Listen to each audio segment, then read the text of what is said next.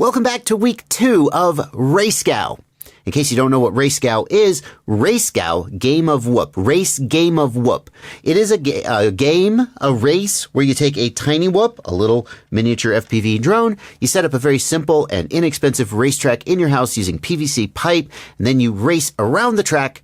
You get your best possible time, you upload the video to the internet, and you compete against other people who are doing the same thing. It's like going to a tiny whoop race, but you don't have to leave your house. And you know I'm down for anything where I get to do fun stuff without leaving my house. Last week I was flying this drone, the Beta FPV Meteor 65 Pro. And that Pro at the end of the name is important because the Meteor 65 is actually pretty solid. The Meteor 65 Pro, they made a change that I think just made it worse.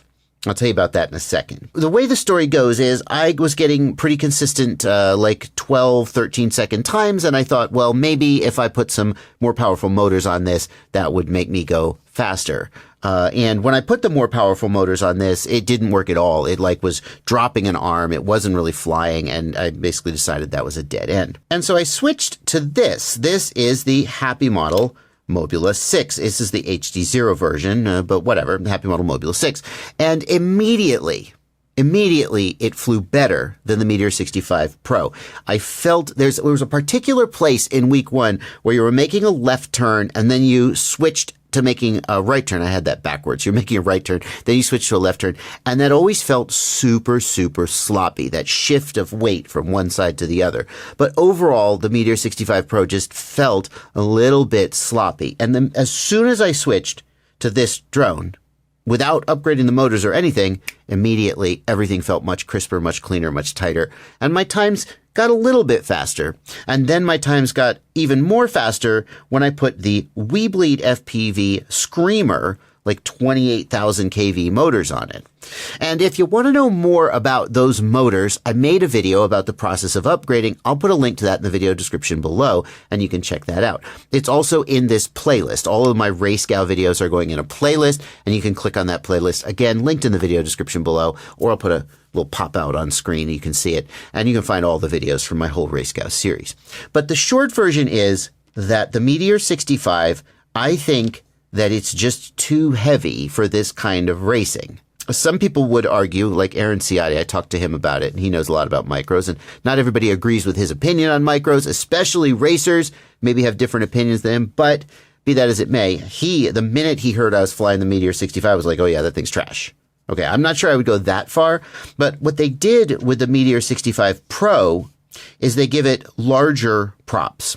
And the problem with that is that the larger props need larger motors, and they don't have it. And the other thing is that you have no choice in props. Like maybe this would fly better with bi-blades, but there's no props in this size that are bi-blades. So you're really just limited. It's bigger, it's heavier, and it just felt sloppy around the turns compared to something like this. So Meteor 65 Pro, sorry, maybe you would fly better in a different kind of track, but today, for this tiny whoop track, we're going to be flying the Mobula 6 HD0. And in fact, this is a perfect opportunity to try different drones. Like, I actually have the Mobula 6 2024 edition and the MoBeetle. This is a perfect opportunity to test out different drones because this is a race course. So like either you get faster or you don't. It's really well controlled. People in the last video said they really appreciated seeing me take the process from 0 all the way up to, well, like 4, I guess, technically, since I was in the 60th percentile. They really appreciated seeing me take the whole process. So we'll do that again. Straight to the back, right turn, 270, left 270, right turn, ladder up, across the back, second level, spiral up, 180 turn, drop down to the bottom, left turn, across the back, ladder down, through and straight to the start finish. Okay. I can call the turns while watching it, but now can I actually do it while flying? Because it's not the same thing. Only one way to find out. I will once again be racing in angle mode because I am still not good enough to do a tiny, tiny track like this indoors in acro mode. I do fly whoops in acro mode, but for tiny tracks like this, I just can't do it.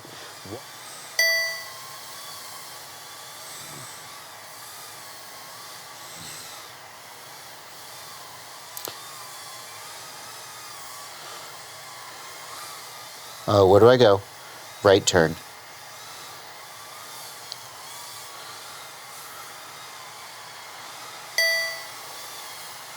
JB, lap 1, 19.8. Right turn. Oh my God, this is horrible. This is such a tight track. It's just all tight little turns. I don't know what I was expecting, but JB, lap 2, 18.6. it's easy to get lost.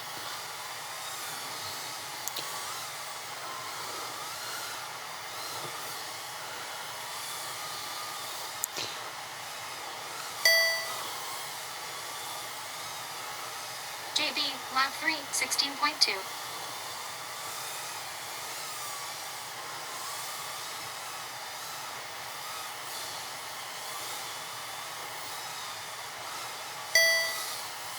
JB, lap 4, 16.6. Oh. Ugh. Oh. Well, I gotta tell you, I feel much more confident than I did on my first pack of week 1. It's just because I have a lot more familiarity with this aircraft, I guess. But like my first lap of week 1 was garbage. I felt like I didn't know how to fly at all. And here I'm like, feel pretty confident. Can I make up my times any faster though? That's a good question. Some of you guys are probably wondering, what lap timer am I using? How did I build it and how did I set it up? I've got a video about that. Of course I do. And I'll put a link in the video description below. It's really challenging to try to go fast without blowing out the turns and losing time. Lap 1, 18.0. It's not even my fastest lap, and I felt like I was going faster. I felt like I was pushing harder. Oh God, oh God. Well.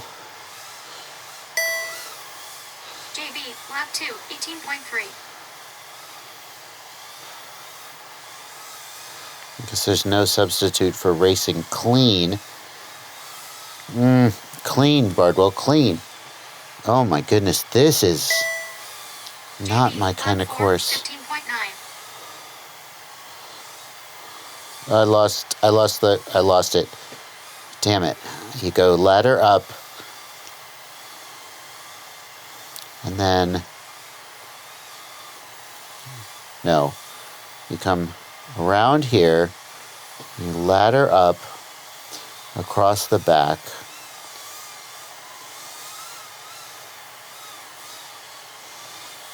Fastest 3 consecutive, 43.4 so far.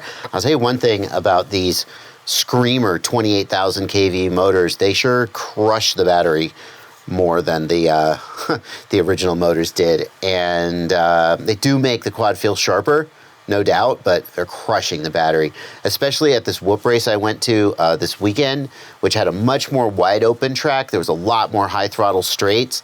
I could barely get 2 laps. It was a much bigger track, so it can't really compare. But other people were easily getting 3 laps. My battery was just dead. And the fact that I have the HD0 video transmitter on here, it drops out at like 2.8 volts. Just stops working, whereas other people were able to keep flying down to 2.5 on analog. So, you know, I guess you got to you got to, whatever.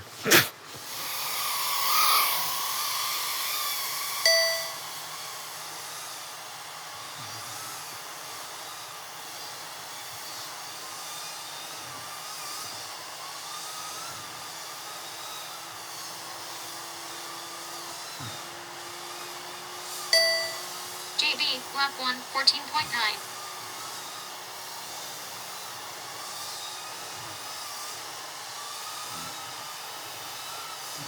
3 clean laps. Let's just get 3 clean laps. JB, lap 2, 15.4. That's not a 14. I'd like 3 14s. Would be great.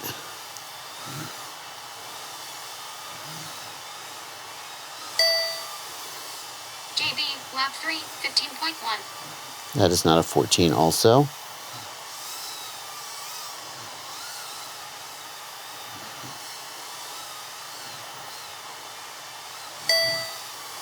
JB, lap 4, 14.5. S3 is a 45. That's not that much better.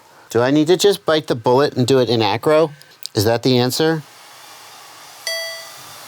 JB, lap 1, 33.8.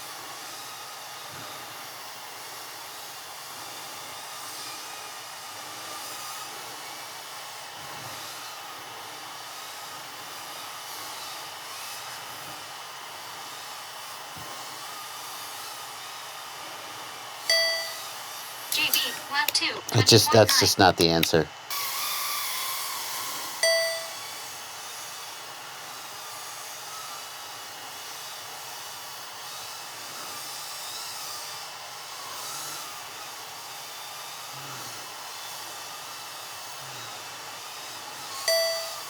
JB, lap 1, 15.0.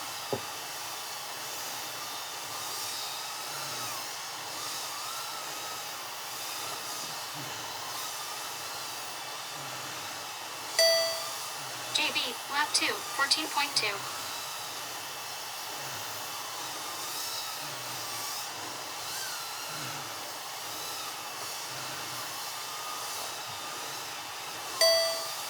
JB, lap 3, 14.0.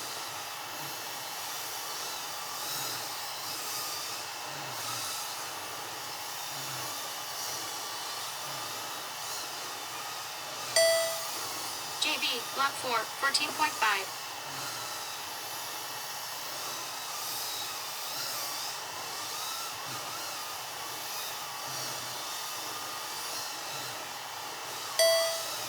JB, lap 5, 14.1.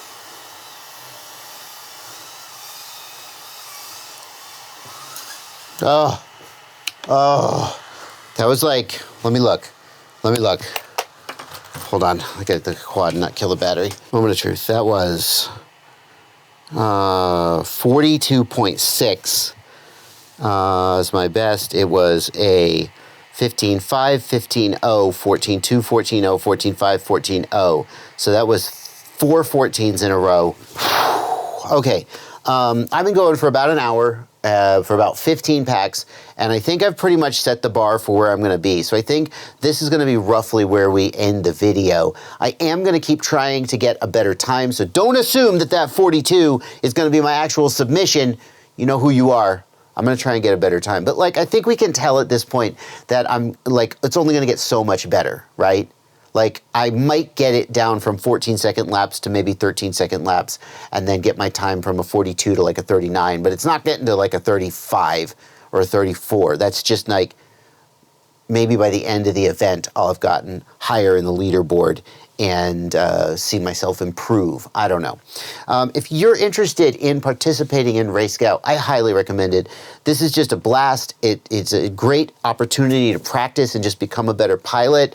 The website is RaceGOW.com, RaceGOW.com. There's a link in the video description, of course. Thank you so much to FEV Skittles for putting this on. I'm having such a great time with this, even if I'm not getting as high on the leaderboard as I would hope. If you are interested in watching my adventures through RaceGOW, there's a playlist. You can go back and start with week 1 and see how things are going. That's on screen as a card and in the video description below. As well, if you want to build the race timer that I've got, I'm going to put a card on screen to the series where I did that. I should make a playlist for race timer stuff, because there's a whole bunch of videos you should check out, not just this race timer, but if you do build this race timer, you got to know how to set it up. I'll make a playlist for my race timer videos. I'll put both those playlists on screen and in the video description below, and I will see you there.